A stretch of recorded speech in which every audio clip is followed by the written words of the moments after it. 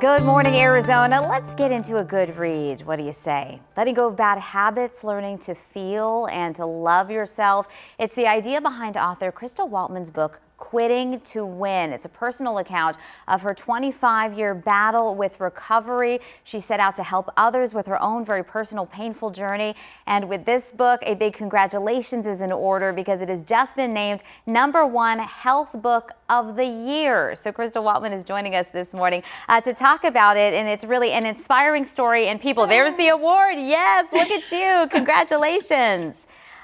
First off, I mean, you share the most personal journey that one can share. You put it all out there. You got to dig deep through your own personal pain to get that out on paper. What was that experience like for you, and how rewarding is it now on the back end to get this kind of acknowledgement? Yeah, I mean, it is the award that means the most to me. I've won other things, through sports, and this award means the most because it's helping carry the message of hope to all those who still suffer. Crystal, what was the biggest obstacle for you in your path to sobriety, and what do you think was the biggest trigger for you to feel that your life had gotten out of control? Yeah, well, when my life became unmanageable, I just had to surrender. And then after getting sober about 5 years ago, I was still stuck in these self-limiting beliefs of I am not enough.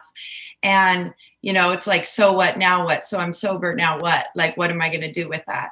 And felt this bigger calling to write it all on paper, release the shame and guilt, recover out loud mostly.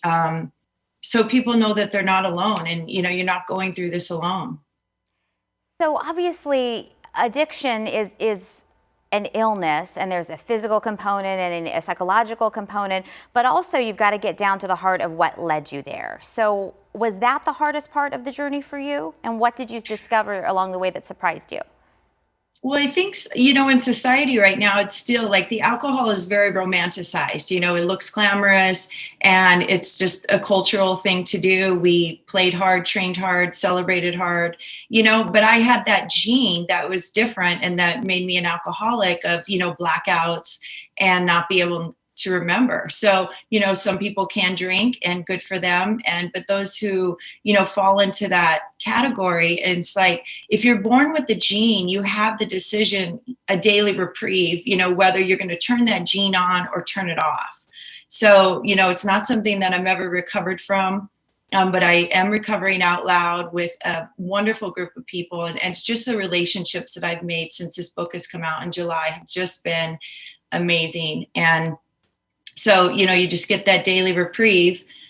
And then now it's time to get back, And so I have a great community of people, and it's all about, the disease is like the disease of more. More is better.